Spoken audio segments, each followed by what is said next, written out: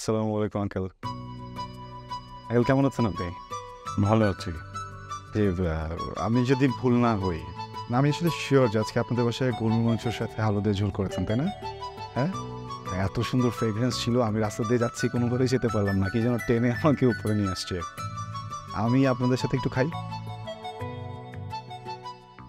না, আমি mentally preparation নিয়ে আসছি যে আপনি আমাকে তাড়িয়েও দিতে পারেন, আবার আপনি আমাকে বকাও দিতে পারেন। ইটস ওকে, মানে আপনি আমার বাবার মতো তো, বাবার একটু বকাঝকা করতেই পারে। কিন্তু আঙ্কেল আমি কিন্তু না খেয়ে যাচ্ছি না।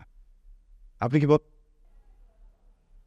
যে দেখেন আঙ্কেল, উনি সবসময় আমার দিকে এইভাবেই তাকিয়ে থাকে। ভালো কিছু বললেও একই অবস্থা, আমি খারাপ কিছু বললেও একই অবস্থা। দেখেন, আমি তো আসলে মেহমান। মেহমান তো বরকত, তাই না? বরকতকে কিন্তু বিদায় করতে নেই। আঙ্কেল একটু বুঝেন।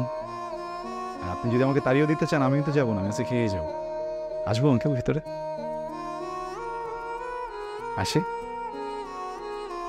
আচ্ছা, আমি বুঝতে পেরেছি। নীরবতা সম্মতির লক্ষণ। আচ্ছা, টেবিলটা কোন দিকে? আচ্ছা, আপনি তো বলবেন না, আমি খুঁজে নিচ্ছি।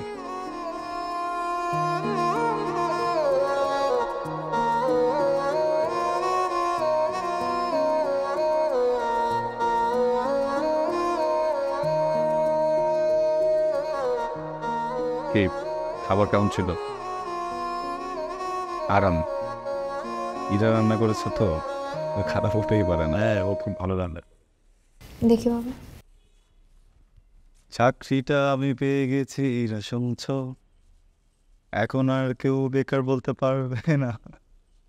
আমি আসলে চাকরিটা পেয়ে গেলাম। আসলে আঙ্কেল হয়েছে কি, আমি শুতে শুতে ভাবতাম ইরা আমাকে কেন পছন্দ করে না। পরে মনে হলো হয়তো আমি বেকার ঘুরে বেড়াই তো, এই জন্য পছন্দ করে না। একটা চাকরি পেলে হয়তো বা সব ঠিক হয়ে যাবে। পরে এই যে একটু ট্রাই করলাম, চাকরিটা হয়ে গেল। ভালো করেছে না বলেন? নীলস্বর, আপনি একটু বেশি বাড়াবাড়ি করছেন। একটু? ইরা আমি অনেক বেশি বাড়াবাড়ি করছি। কেন জানেন? আসলে মানুষ তার পছন্দের মানুষকে পাওয়ার জন্য অনেক কিছু করে, আমিও সেটাই চেষ্টা করছি। আঙ্কেল সরি, আসলে মানে এইভাবে হঠাৎ করে চলে এসেছি। আমার মনে হচ্ছিল কি আমি যদি আপনাদেরকে ফোন দিয়ে বলি বাইরে খেতে যাওয়ার কথা, আপনারা না করে দেবেন, তাই চালাকি করে বাসায় চলে আসলাম। এই সুখটা ভাগাভাগি করা মানুষ খুঁজে পাচ্ছিলাম না। আপনি কিছু মনে করেননি তো? না, ঠিক আছে। ঠিক আছে। ইরা সরি, কালকে থেকে একটা ডিসিপ্লিন লাইফে চলে যাব। হয়তো বা এরকম করা হবে না। আসি। খাবার খুব ভালো ছিল। আঙ্কেল আসি।